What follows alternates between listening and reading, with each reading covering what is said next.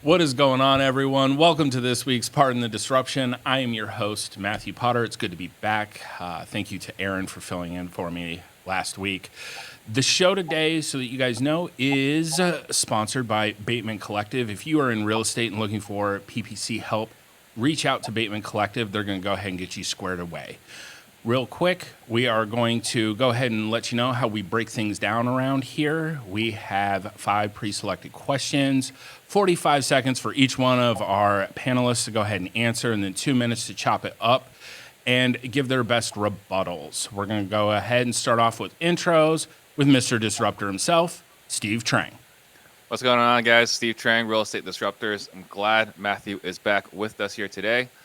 We focus on sales. We solve sales problems. And this week, we just bought closemysales.com. Really happy we were able to land that. Let's see what we're able to do with that in 2024. Absolutely. Glad that you are adding to your addiction of owning website domains. Thanks, Steve. Next up, coming to us from York, Pennsylvania, we have EB Eric Brewer. Introduce yourself, boss. What's up, everybody? Happy to be back. I was out for a few weeks. Contemplated coming back, and then I found out Leon was going to be here today, so I decided to go ahead and come back in, especially since RJ begged me that he wanted some type of competition on the show. And so I'm just here. I'm going to try and perform like a tree today. And I just hope that I can do a good job of being more like a tree. Those are my aspirations. It's going to be a great show today. I promise you it is. You guys really should have heard it before this. Next up, we have Leon. Don't forget the G Barnes. Introduce yourself, boss.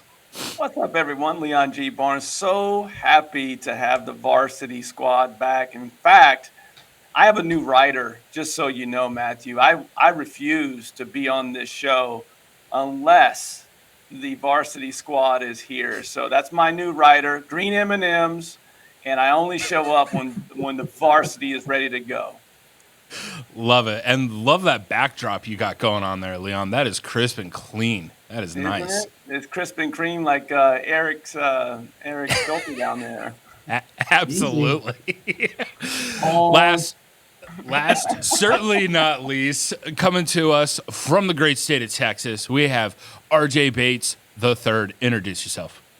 What's up, guys? RJ Bates III, the king closer, and also the reigning champ of Pardon the Disruption live.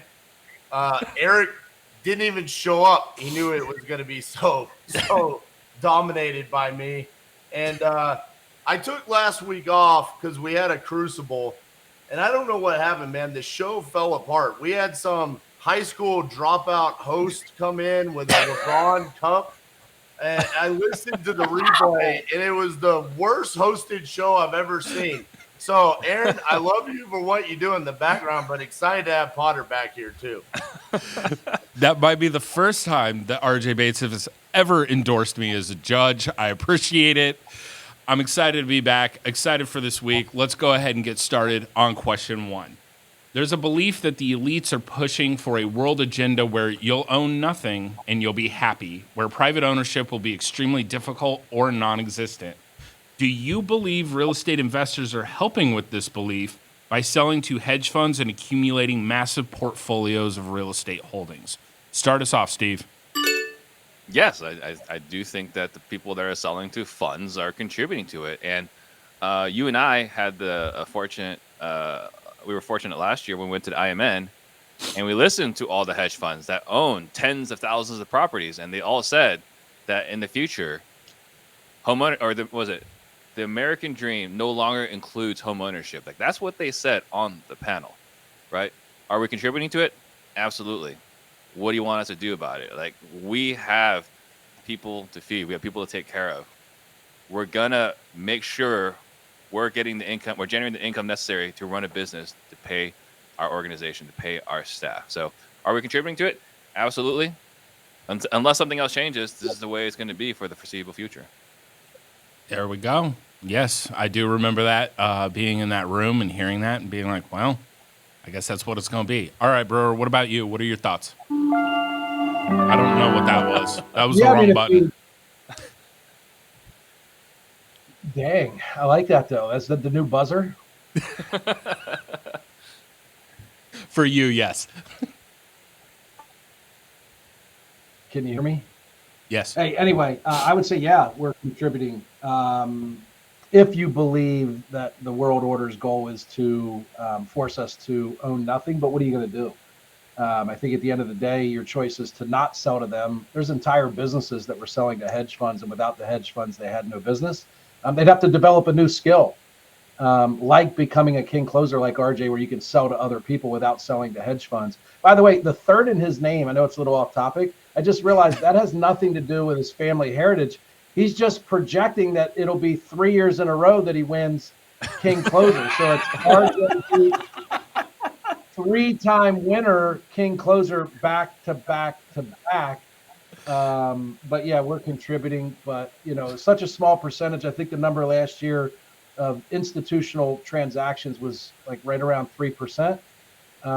So we got a long runway left, and I have a sneaky suspicion legislation will sneak in and they will try and in some way suppress hedge funds' ability to take away the dream of owning a home. There we go. I like the deeper dive insight there, as always, from Brewer. All right. What about you, Leon? What are your thoughts? The varsity squad is back. A deep dive on RJ Bates' third on there. I love the start. And I also love this question. You know why? Because it's very clickbaitish.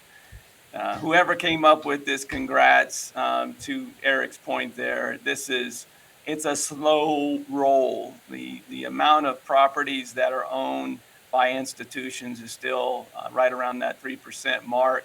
The majority of homes are still owned by individuals that own 1 to 4 doors. So this is something that is going to be a long time to get to that point. And I do think the government doesn't want that. The government has always pushed home ownership for citizens, makes for better communities. So I do think that you'll see some changes there. And quite frankly, I know a lot of investors are selling a lot less today than they were just this time last year to institutions. So I think this is a little bit premature, but also like each of the other two have said, what are we going to do about it in this time frame? We're going to continue to sell where we can.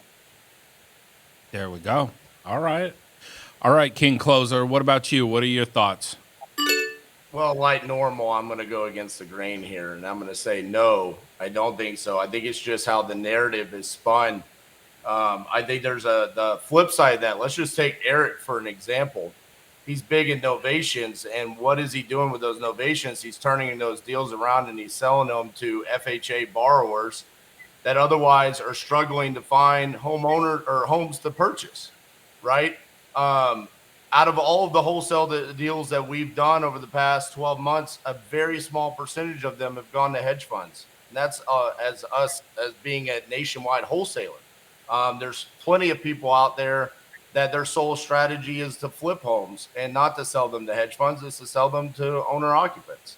So I think you could spin the narrative to say, sure, we're helping fuel this fire. But the flip side of it is if you defend ourselves and you say, no, that's not necessarily the case with facts, to Eric's point, 3% of the transactions were with institutional buyers. So no, I'm going to disagree. I don't think we are.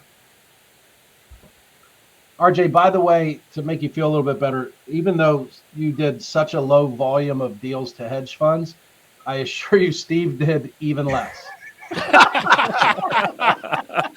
Deals total, right? Like I know you were being modest there, and it's like, hey, small percentage of deals. We really didn't do many. I assure you, he did far less. But to Leon's point, I'll have to check the numbers. Uh-oh. Okay, but to Leon's point, in the past 12 months, even just wholesale deals to hedge funds have significantly dropped off.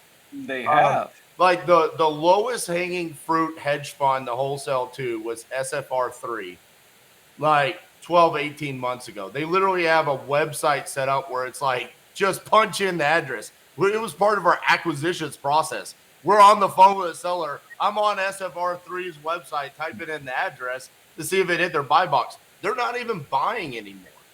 So, I mean, there's a lot of hedge funds out there that have slowed down. And I think as we go into today's questions, we're going to see how my answer kind of fits into what else is going on in the world. You know what the dichotomy might be there is that by inflation and raising rates, where a lot of people see that it's potentially hurt people's ability to buy homes, by pushing hedge funds out, it may have actually increased their chances of buying a home, because, I mean, that's the only thing that changed. Why did hedge funds slow down? Rates went up and they bowed out. Yeah. So it's an interesting philosophy there that you have a couple things that appear to be working against the consumer, but that one thing actually helps them.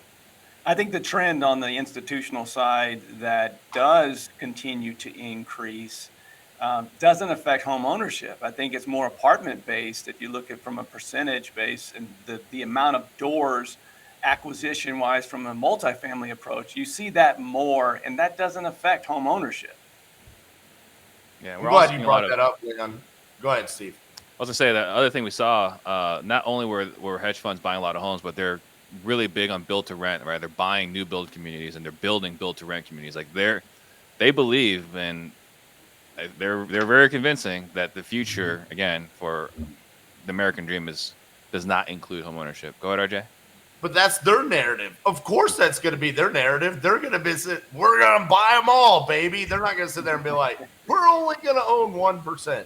Their mindset is, hey, in order for us to be what we want to be, we have to buy them all. Sure, but we're talking about like the narrative, right? If we're selling to them right now, the reason why wholesalers are not selling as many homes to hedge funds right now is because the spigot's been turned off. But once the spigot's turned back on, I think this narrative continues to be true. Damn. Nice word placement of the word spigot. I like that. You like that compared to finagle? You used finagle with me on like 11 times in a phone call. It threw me off a little bit. We all know that RJ's favorite word is unfettered access. If you haven't seen that reel, it's the greatest reel of all time. Steve coming with the solid argument at the end there, though, about the fact that it's because the spigot's off. Like, let's be honest. If a fund was going to come in and pay 95% of ARV right now on any of your wholesale deals, would you sell it to them? Probably. So point to Steve on this one. Excited to see what the answers are going to be today, though, because these questions, like RJ alluded to, we're gonna go ahead and dive. All right, question number 2. Just like Sam Bankman's trial of FTX's fraud, how can people protect themselves from real estate fraud and schemes? Start us off, Steve. So I have the unfortunate experience of being named in a lawsuit in a transaction that I was in no way involved in any whatever bad stuff that the guy was doing. The best way to protect yourself is to make sure that if you're giving money to a real estate investor, that you have a lien recorded on the property. So we had this guy who gave this other investor $200,000 plus in private money with no lien on the property. And the guy was furious with everybody on this transaction because the investor let the property go into foreclosure because he couldn't flip it for what he wanted to flip it for. And so he lost his $200K plus. And I feel genuinely bad, right, for the guy that lost the money as a private money investor. But best way to protect yourself is to use the laws in place and follow those laws to protect yourself. Put your lien, put your interest on the property in a recorded record. There we go. Good answer from Steve. I feel like I almost was there for that one. Next up, Brewer, what are your thoughts? I would say the key word there is fraud. Steve, if the guy borrowed $200,000 and the agreement was not to put a lien, there was no fraud there. It was just an investment that went bad and that guy lost. It happens all the time. So while that sucks, I don't see it as fraud. There's an example that's in the news right now that I'm actually, I'm a little bit of a hater. If you guys watch The Breakfast Club, it's a radio show that's been around for like 30 plus years. And Charlemagne and DJ Envy are just two of the worst like radio personalities I've ever met. They're our politics don't align, so they often have debates and dialogue that I heavily disagree with. And DJ Envy has found himself part of a fraud scheme that he claims he knew nothing about. He actually commented on their Instagram page yesterday because he said that he tried to teach people in his community real estate to uplift his community while charging $2,500 a ticket. And then he brought in all of these speakers, and there's a guy named Caesar, which who would ever think that a guy named Caesar would be a fraud, right? And Caesar took all of this money and committed fraud. And now DJ Envy's tied up in the fraud scheme because he sponsored this guy. He quote unquote co-signed this guy. And they're saying he knew about it and he got paid, and he was begging for forgiveness on the show yesterday. And it tickled my heart because I think the guy deserves everything that he's getting. So it didn't really answer the question, but Steve's answer was garbage. And I'm just happy that DJ Envy's getting in trouble. So take that Tickled my heart. Tickles my heart. I love that Brewer brought this one in because as soon as I saw this question, it's immediately what I thought of. I thought of DJ Envy sitting there promoting I'm not this. a fan of that guy. He's the worst. He's promoting it everywhere. That's the thing. He's promoting it, so that's why he's lumped into this right now. Yeah. All right. Next up, we're looking for some insight, and there's the most insightful panelist we've ever had. Leon, go ahead and give us your thoughts on this one. So I'm going to give you the insight, not statistical or anything like that I typically do. I'm going to give you a little insight on me today. So there's a couple things that I'm very fascinated by. History is one of them. Another one is serial killers. Very fascinated by serial killers. And I'm also fascinated by fraud. And I think all of those type of criminals, serial killers and fraudsters, those guys always leave breadcrumbs, and you can learn a lot by getting in the mind of serial killers and people that fraud others. There's a really good documentary on Bernie Madoff. Massive Ponzi scheme, the largest in the history of the world, I believe. Billions of dollars, never invested, complete Ponzi. I love researching. I watch a lot of American Greed, and I watch a lot of those documentaries on frauds that have happened over the course of history. And I just look for those type of signs and do as much research on anyone I would ever give $1 to. So I'm fascinated by it, which makes me do a lot of research and make sure that anybody that I'm ever investing with, I know as much as I possibly can about that individual. That said, what I've learned from watching all that history is that it's not 100% foolproof. You can still get got. Do as much research as you can, just knowing that it's always not always foolproof. Very nice. Due diligence. The due diligence king. That's going to be Leon's new name. All right.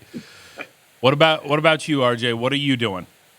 So to take Steve's answer, I'm going to combat that with there is a gentleman that is currently facing charges by the SEC.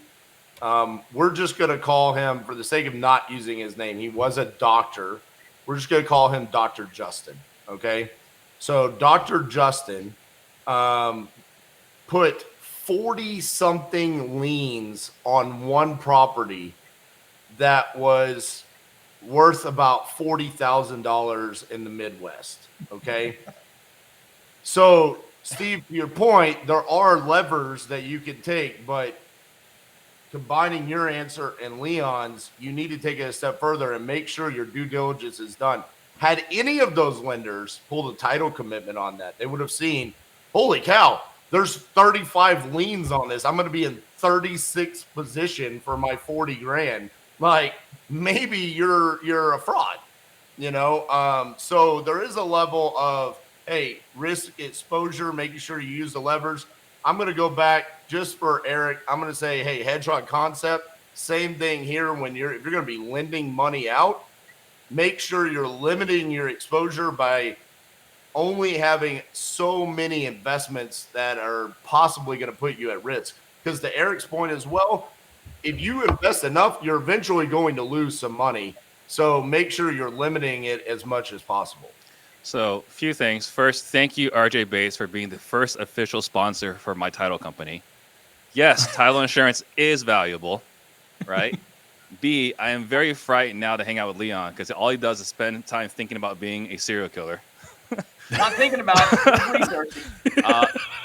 And number 3, I'm worried now about giving Eric Brewer a platform because if anything happens, it's going to fall on me.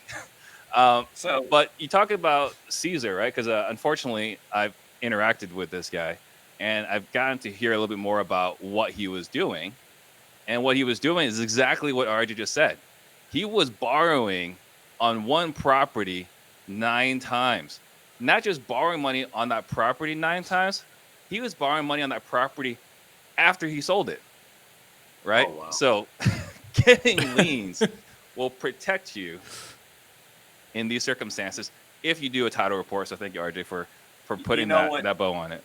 You know what also protect you, Steve? Having a friend like me that can point out any serial killer in the room. That's what will help. I'm going to say this. In Tampa was the first time I actually got to meet Leon G. Barnes in person. And he is frighteningly tall. Like, I mean, what are you, 6'4", 6'5"? Yeah. And he kind of looks down upon you. And I actually told Cassie afterwards, Leon kind of reminds me of a serial killer. So it makes sense there, Leon.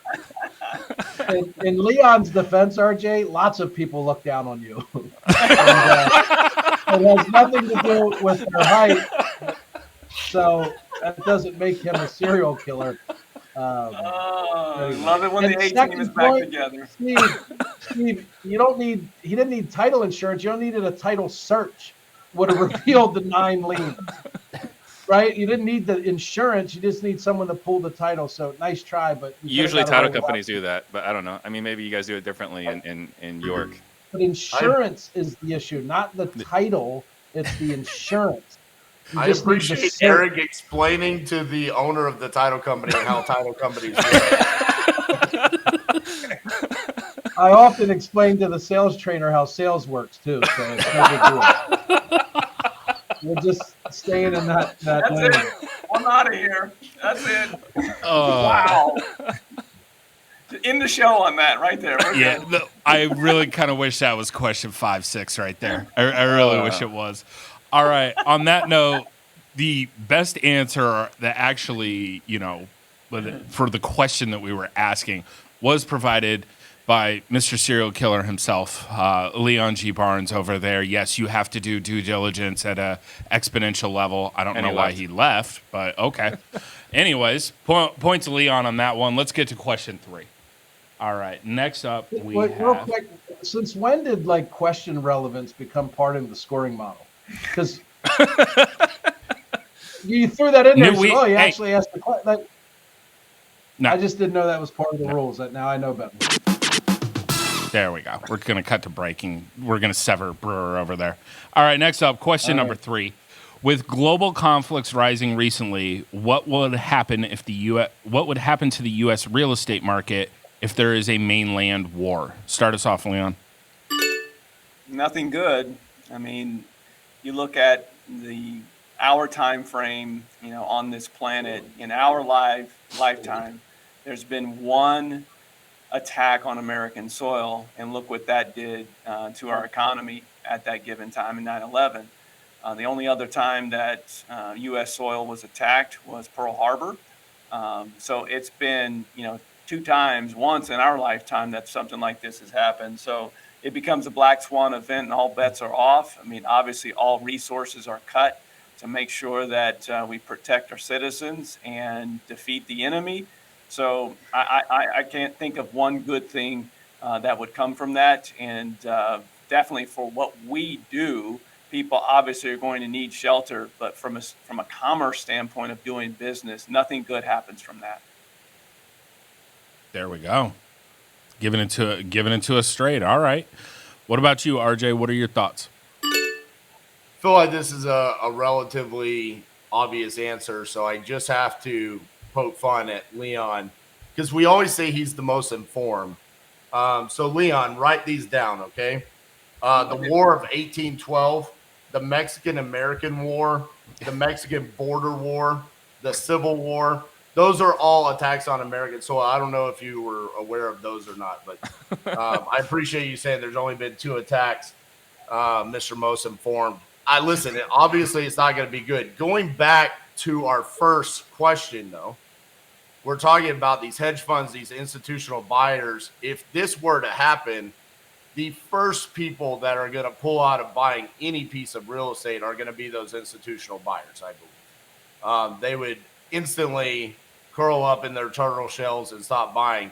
But I think the whole world would, or specifically the United States, because we've never experienced anything like that outside of 9/11 and World War II. I mean, but you can't even really consider World War II. And we saw what happened in 9/11, to Leon's point. So I think it would come to a standstill. Lord be with us if it happens. I hope nothing ever comes close to that happening in our lifetime, but obviously it's going to come to a halt. There we go. Two votes for nothing good. All right, Steve, what about you? What are your thoughts? I think that what would happen to the real estate values would be very similar to what happens with natural disasters, right? Like every time there's a massive earthquake in real estate in California, all the real estate values go down. And eventually it goes right back up, right? The property values in Houston after Hurricane Harvey, it all went down. And over some period of time, it comes back up. I think long-term, it would be the same thing here. I think there'd be an immediate collapse in values, particularly with the collapse of infrastructure. But I think eventually, if you graph it out, appreciation over time, I think it would eventually catch up. Like, I contemplate here and there, at some point investing in San Francisco. If it falls bad enough, it might make sense to invest in San Francisco because in the long term, eventually, it will be desirable real estate again. So I think that short term, it'd be catastrophic. Long term, it'll match the appreciation curve. So if anyone has any deals in San Francisco to sell, go ahead and send them over to Steve. He's a buyer apparently right now. We used to always say that the smell of cat piss was the smell of money for real estate, but in San Francisco, it's a little bit stronger. Oh, it's stronger, all right. Human fecal matter smell, I guess, would smell like money. Yeah. Nothing like the poop app. San Francisco poop app. That's when you know that your city is on point. All right, Brewer, what are your thoughts? This is even morbid to think about. So I try to compartmentalize this a little bit. The likelihood of a mainland war is as close to zero as possible. Like, nobody's coming up in here, and it's just not happening, right? Like, I think Russia was exposed during their invasion of Ukraine of how dysfunctional their military is. Like, they should have taken over that country in 3 days. No one's messing with us. Like, it's just not happening. Our military is, and even though it's been weakened recently, unfortunately, because of Steve's president, but it's drastically better than everybody else's. May there be a strike? Yes, right. But it's likely going to happen on one of the coasts. It's going to be, in a consolidated area. To Steve's point, it'll have a short-term impact. Uncertainty and conflict is never good for real estate in the short term. It's not good for any investment, right? Like, if you think about one word that will bring down the stock market, it's uncertainty. War leads to uncertainty. So in the short term, it will create opportunity. But over the long term, regardless of war or COVID, real estate always goes up. It historically always has. So what I would say is in the short term, it will come to a screeching halt, which is hard to imagine because we're almost there now from transaction volume. Values may come down a little bit, but it will have an immediate bounce back at the instant that uncertainty starts to subside. So I think it would create unfortunately, a massive opportunity. But the likelihood of war happening here is, unless I'm just ignorant, you don't have to nod your head either, RJ, that's just not going to happen. It's not going to happen here. There's no war happening here. If anything, we'll participate in a war somewhere else. I think we have to be careful with that confidence, right? That will never happen because it doesn't take a whole lot, right? It doesn't have to be a missile. It could be a hacker. It could be someone messing with the electrical grid, right? It doesn't take a whole lot. It doesn't have to be physical. Virus. Yeah. Yeah. There might be something where if you have to get tested to find out if you have it, one of those things might happen again. Yep. So I mean, that was a good rebuttal, especially coming from the guy that said the place to invest in real estate right now is San Francisco, and you also voted for Joe Biden. I think we're Like, going to have literally- a conversation. Like, my attorney is going to be reaching out to both of you two for this vicious slander. There's So- nothing more vicious you can say about me than that. I have a question because I do appreciate history and I do appreciate the history lesson. I was talking about recent history of our lifetime, so I do appreciate the history lesson. But I do have a question. In 1812, the U.S. real estate market I know was popping with wholesalers. Is that what R.J. Bates the first did? Was he the wholesaler back in 1812, slanging properties in Texas or the territory that is? Nah, bro. Tense. He was still slinging shit boxes in York, Pennsylvania, Wagon wheels. the capital of the United States, baby. Speaking of shit boxes, I put up a TikTok video the other day. RJ would love this. I should have tagged him in it and said real estate terms, and it said like quaint, and what they really mean is shit box. And there was 5 of them. It got 3.5 million views. Dude, 3.5 million views. It was like the code words that real estate agents use, which is like developing neighborhood means ghetto is you know what, quaint means small shit box, fixer upper means it's about to collapse, good bones means it hasn't been painted since 1974. It went bananas. I never like every 5 minutes I'd check it and it was going up 100,000 views. All right, real quick, since none of us want to talk about a mainland war anymore, and Steve brought up San Francisco. Way back when we had a question on PTD about San Francisco, and I said my answer that I couldn't fix San Francisco because I couldn't be the mayor. I have bought 2 houses from a seller who watched my reel about that and said, I knew I wanted to sell to you because you hate San Francisco. And I just had a student at the Crucible that said, the moment I fell in love with you was the moment you shit all over San Francisco. Thank you, San Fran. San Fran's good for business for RJ over here. Jeez. All right. So on this one, let's be honest. I think everybody agrees this is not going to be good for real estate values as a whole if we are involved in a mainland war. I'm going to go ahead and see what's going on in our chat over here. We have RJ Bates scoring the point. It's RJ Bates. He's got a little pink moniker today, along with Aaron Hates This Guy. So it's amazing. I'm not gonna lie. That's what happens when you insult the judge, bro. What are you gonna do?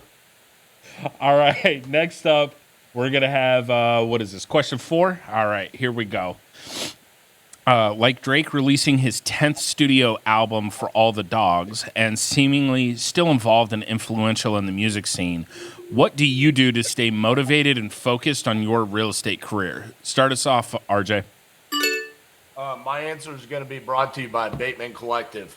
What do I do to stay motivated and focused? I mean, listen, I have 2 beautiful kids that every single day solely rely on me to go out and perform. What other motivation do I need than that? Oh, I walk in the door and I have a team full of people that rely on me to come in here and be at the top of my game every single moment. I look around and the people that I am surrounded by rely on me. I need no other motivation than that to stay focused on what I'm doing, because that is who we are as leaders. We put ourselves in the position to say, I promise that I'm going to show up and I'm going to give 1,000% every day. And that is what I signed up for. I don't need any other motivation other than the people around me. RJ with the motivational speeches. All right, Steve, what are your thoughts?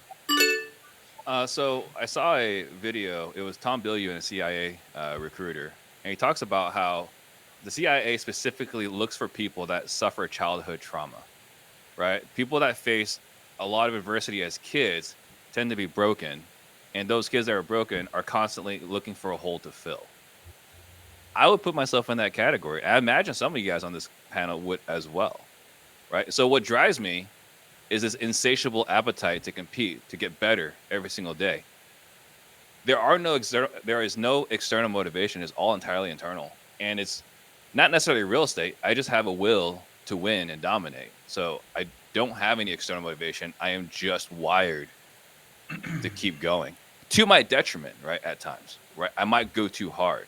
So there's nothing outside to motivate me. I think that childhood trauma is what's programmed us. There we go. Way to harness your trauma for good, Steve. We appreciate it. Damn straight. All right, Brewer, what about you? This is a difficult question, I think, to get to the root cause of. I'll tell you, early in my career, admittingly, and I'm not proud of this, it was for admiration and relevance. I would keep doing more because I thought that made me worthwhile. I thought that made my father proud. I thought it made, me an important person. And then to RJ's point, I think at some point in your life, some people maybe earlier than others, if you're fortunate enough to have children, for me, that changed everything. It was a pivotal moment in my life where I no longer wanted the admiration or relevance from anybody other than my wife and my children. And that shifts, that looks different because what the outside world wants from you, or we believe that it is much different than what people at home count on you for, right? They want you to be present. They want you to set a good example. They don't care what you wear, what you drive, where you live. They just want more of your time. So I think at the end, what now motivates me is human connection. The day that I stopped driving, or if I was Drake, that I stopped doing an album, that human connection goes away. Real estate and leadership and sales is my community. It's my tribe. Those are my people. And if I keep doing deals, I stay connected. And then I've been in pursuit now of this sense of significance when I'm gone. And I think that's what Drake did potentially with his he is probably the best of all time. And it may take years for that acknowledgement to happen in his craft, but he is now operating in significance where he will arguably be the best artist of all time. I think that's a question for another day. We'll go ahead and have that discussion on here. All right, Leon, what are your thoughts? Steve hit on a point there that I think resonates with me. The government did some good things when I was a kid, including government cheese. I think about government cheese because I never want to eat it again, and motivated the hell out of me when I was a kid. Powdered milk and government cheese sandwiches. Those two things motivated the hell out of me and still continue to do so. And the fear of loss of going back to that originally is what motivated me. To Eric's point, I just wanted to continue to make others proud. But more importantly, I wanted to make something of myself beyond where I started. Now, as you continue to age and new things come your way, I think I know it's cliche, but you are who you surround yourself with. The motivation that I get 7 times a year within a community of the highest level real estate investors in the United States. And every time I walk in that room, I feel not necessarily inferior, but I feel motivated to keep up and continue to hit my goals and reset my goals. When you stay around goal-oriented people, it's hard not for that to come to you as well from a motivational standpoint. It's just it's fun to see. It's fun to watch. Yeah, and I think if you look at that room, if you survey it, right? Like I think we did a survey at one point. I think like 40% of the room in the premier level are Mavericks, right? Which are high A, super competitive. And I think it's the same thing. It's that there's a desire to win that's internal, it's intrinsic, but probably as a function of your childhood, a function of your upbringing, right? Eric's talking about for admiration, and then he has the thing with the family, and now he's looking at significance. I think significance and admiration, I think those are pretty closely intertwined. And I think for RJ, taking care of your family, I think that's absolutely important. I think every good man should want to take care of his family. But I would argue we don't need to do what we do today to take care of our family. I think there are a lot of things we can do to take care of our family besides taking a bunch of risk, buying a bunch of real estate, running operations, creating content. I think there are a lot of other ways that are easier to do to take care of a family. The Greatest Showman, right, with Hugh Jackman. There's a scene, right, where he goes off and he goes to take Jenny Lynn and does all these the opera houses, whatever.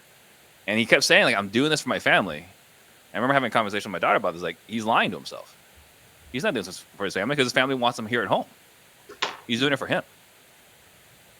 So When I'm say sad. I'm sad that I didn't appreciate Kobe Bryant more in his playing days. I was such a Michael Jordan fan that I just thought he was a clone, a wannabe MJ. The more that, thanks to my good friend Eric, has exposed me to the Mamba mentality, the more I can relate to it, the more that I understand where that it doesn't take anyone else. It's in that internal fire that to continue. We do it for us first and foremost. Let's not lie to anyone, to Steve's point. We do it for us. And then we work on as we continue to evolve, we work on the balance of making sure that we're also doing it for others and giving more of our time. But it's very similar to the Mamba mentality. Well, let me dive a little bit deeper into my answer there, Steve. And I appreciate you bringing this up because when I say, hey, I look at my two kids and I'm doing this for them, it's because I look at my kids and I say, hey, if you're going to do it, be the best, whatever it is. Trinity, if you're going to go play hockey, is this what you want to commit yourself to? Is this something that you're going to do to where you really, truly want to be the best? Same with my daughter. And the example that I want to set, that competitive nature that you're talking about, Steve, you're right. There is a certain level of which I want to set the example for them because I want to look back at the legacy that I left and say, hey, I hung it all out there. I gave everything I could. I don't want to look back and say, hey, I still have half a tank left, but my body's giving out on me. When I leave here, I want to say I gave everything I got to everything that I did and set that example for them. Same thing with my team. It's not just my family. It's everybody that's here. It's everyone that's ever attended a Crucible, anyone that's ever listened to anything I've ever said. I want to set that example for them because I want them to say, hey, there's an inspiration of what I could be like. right, but I look at that responsibility. It's important, but it's not. I wouldn't say that's the responsibility that drives us. I think the responsibility comes with it. I wouldn't say it's what drives us, but it's not what drives me.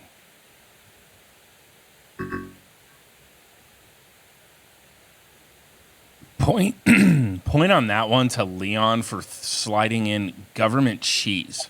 Like, no joke. Like that, as soon as he dropped that biological warfare bomb into PTD, I was like, yeah, no, that's where it's at right there. Before we get to our next question, gonna go ahead and kick it over to Steve for a announcement from our sponsor, Bateman Collective. Yeah, so guys, if you've ever ran PPC ads, you know what a headache it is and a nightmare to keep up with the constant changes. I used to run my own PPC campaigns, then I found Bateman Collective. I was relieved to find a PPC partner who actually understands the real estate industry and are true experts in PPC. Do what I did, get a free consultation with Bateman Collective, see how they can make PPC work for you and generate more leads for you. Go to batemancollective.com/PTD and get your consultation. There we go. Thank you, Steve. All right. Next question. Going to be interested to see what y'all's thoughts are on this one. According to the Telegraph, mortgage defaults rise at the fastest pace since 2009 as lenders warn of worse to come. Do you think that the worst is yet to come? Start us off, Leon.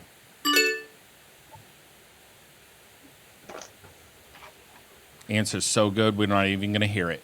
Yeah, I'm glad we muted him. The answer is yes.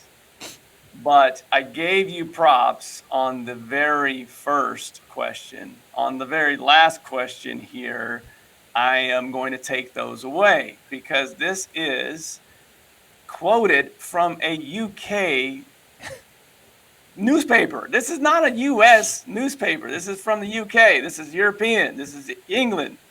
So do I think it is? Yes. But is this article for Europe? Yes. Yes, it will get worse. Okay. Do we feel that the rest of the world is ultimately not going to have an effect on the United States? What, you coaching him through his answer now? Hey, relax over there. All right, you know what? We'll put that one into the 2 minutes. Everybody can chop it up there. All right, RJ, what are your thoughts on this? I think this week's questions are highly depressive. I mean, are hedge funds buying all of the real estate? How do you protect yourself against frauds? Are we going to go to war? How do you stay motivated? And is the worst yet to come? Bro, yeah, I mean, this is funny because when you look at the trending topics, this is how we're getting these. So the narrative is that institutions are going to buy all of the real estate and the American dream's going away. But according to this, Americans can't afford their houses anymore. That's why defaults are going up. So maybe the reason why the American dream's going away is because of another issue, and it really has nothing to do with real estate investors selling deals to hedge funds. Maybe it's because they're not making enough money to afford the appreciation and the price rises. So do I think the worst is yet to come? Yeah, I think the defaults are going to continue to rise. But we've been saying that since COVID and the forbearance and everything that's been coming along. So handwriting's been on the wall for this for a couple of years. There we go. RJ Bates bringing it in hot on question 5. All right, Steve, what about you on this upbeat question? What are your thoughts? First, I want to apologize to my team for RJ's attitude towards my team. It's not their fault if they're watching what's happening in the world and it's depressing right now. Damn it. Anyway, yeah, I mean, I think this, like RJ said, this is kind of the trend. We've been expecting this, right? We keep wondering when the jobs report is going to change, right? Because you can't raise interest rates this many times in this such a short period of time and not have consequences. We are still waiting for the consequences. If this is the time it starts happening, then I guess this is the time it starts happening. But it will get worse. It has to. It cannot be the way it's been. It doesn't make any damn sense. Much like housing prices going crazy during COVID. Like, how much of this makes sense? So eventually, there has to be hell to pay for all the money we printed and everything we've done. There's a price that's going to have to be paid. You're president. The Hangover. All right, cease and desist. This is an official cease and desist on YouTube right now to RJ Bates III. All right, Brewer. I'll give you like 5 extra seconds since, I tried to coach Leon over there. So, what are your thoughts on this? I won't need it. I'm going to use the first couple seconds to challenge my friend RJ's perspective. Rather than it being depressing, let's turn each one of these questions upside down. If the elite is really challenging and pushing towards a world order where they control the real estate, go out with a bang, sell them a shitload of property, make $10 million a year, and burn this MFR down. Number 2, if you're worried about fraud, continue to do what you've done, like provide safe investments for people so they don't have to worry about fraud. They can just find the guy that shits all over San Francisco. Number 3, the impact of global conflicts in U.S. real estate. It's an opportunity for you and all of your hillbilly friends in Dallas to get more loose gun laws and go buy a bunch of weapons so that you can care for us and then stay embodied in real estate, even though it was an emotional response. I thought your answer was actually inspirational. It should make you feel good about the things that you do. And you do work hard for a reason, right? So I would challenge your perspective on that, turn that upside down. And today wasn't depressing. Each and every one of those questions held an opportunity. Now, what's the actual question? Because I got completely off track there trying to cheer up RJ. What was the question? Yeah, it's all a crock of you know what, right? Worse since what? Since zero?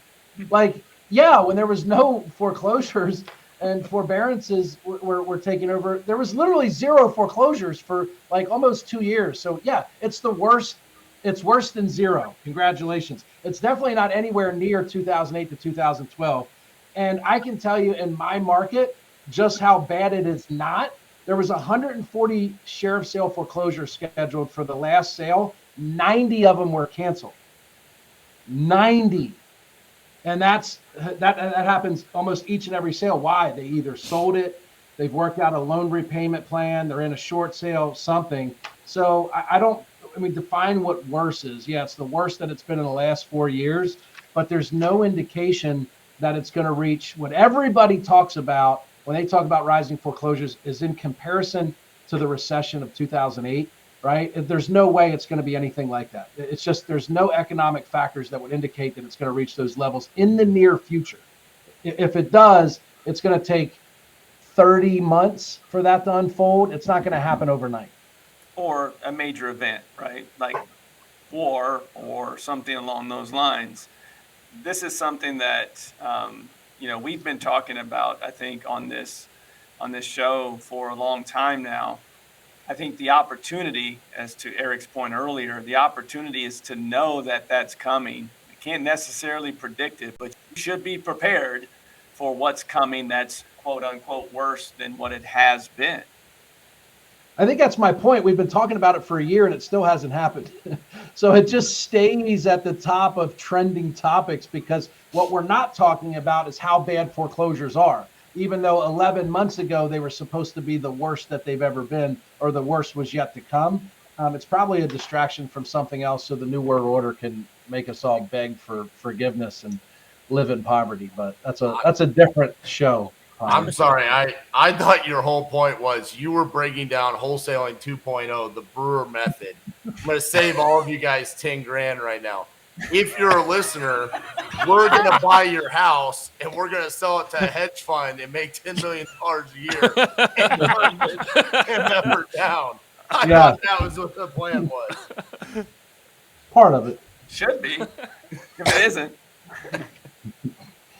Wow. I'm definitely not mad at that round. I love that Brewer broke down a 5-part miniseries on how to cheer RJ up. Like that in and of itself got to be worth like at least a point. Actually, you know what? I'm gonna go ahead and give Brewer 2 points for that because he put some extra effort into it. Even I with the gave him a standing O. I mean, that was well thought out. He went for it. There was no hesitation there. All right. Question number 6, I guarantee you guys are going to like this one. I can't wait to see the answers on this. All right. This weekend, Logan Paul and Dylan Dennis are fighting in a celebrity PPV match. Which real estate personalities would you pay to see in a PPV fight? Start us off, Brewer. I checked out. Read the question again. Someone texted me and I was doing a horrible job. I have a habit of tuning out when you talk. I apologize. Yeah, hey, don't worry. The feeling's mutual. All right. Take his points. Give them to RJ. Which real estate personalities would you pay to see in a pay-per-view fight? I'm going to just answer with no explanation because I think it adds to the mystique. I would go with a tag team match. Jesus. RJ. Nah, just RJ versus Ryan Pineda. Oh my God. That would be amazing. All right. Next up, Leon, who are you going to put into this pay-per-view? Well, I was going down the same path because I have seen them both compete for followers. So I was going down the path of Ryan Pineda versus my man King Kong. So but those two, they've got a lot of followers like Paul, right? But those two in the ring, they're both featherweights. It's perfect. I don't think Pineda would appreciate the featherweight comment. All right. What about you, RJ? Who are you paying in this one? If you follow Pineda, you know he's doing TRT therapy right now. He's gained 16 pounds in the past 10 days. So okay, so he's bantamweight. Yeah, he's up to like $140 after he takes a shower. Good for you, Pineda. I love that. Just so you know, if me and Pineda ever actually got in a ring together, I would literally slap the hair dye off of him. Okay, that would be over. If I could pay for any fight between two real estate investors, I'm going to put myself in there because I want to fight Carlos Reyes and take all of my anger towards him for 2020 Closers Olympics. It still lives inside of me, Carlos. Okay, me and you, baby. I'm going all in on you. That's it. Me and Carlos. Oh, man. All right, That last Steve, what sentence. about you? That last sentence could definitely be taken out of context. But now we know what actually drives RJ. Is that 2020 closed the Olympics. So at first I was gonna say RJ and Carlos. But then I was thinking, no, I actually want RJ to get hurt. So it'd be RJ versus Steven Morales. Because that guy actually trains to be a boxer. But we're gonna go back to question number 2. It'd be Cesar Pena and Tony the closer. Because if you watch what these guys are saying on social media, they hate each other. Just absolutely hate each other. They're making videos about each other nonstop. So I think I would actually pay. I would pay to watch that fight. I don't know, RJ, you paying attention to what they're doing, what they're saying online? I'm not, but could you imagine if Steve Train got in the ring against whoever it was that sent him the lawsuit that he wasn't even a part of the transaction? I think we called him Dr. Justin earlier. If it was Dr. Justin versus Steve Train, imagine that. Steve, you should start. Does anybody know who Bradley Martin is? He's a podcaster from like Canada. He's part of like the Nelk Boys, if you follow them at all. Anyway, he does this weird thing. He has a lot of UFC guys and boxers and athletes, and he'll just go, all right, like seriously, who wins in a street fight, me or you?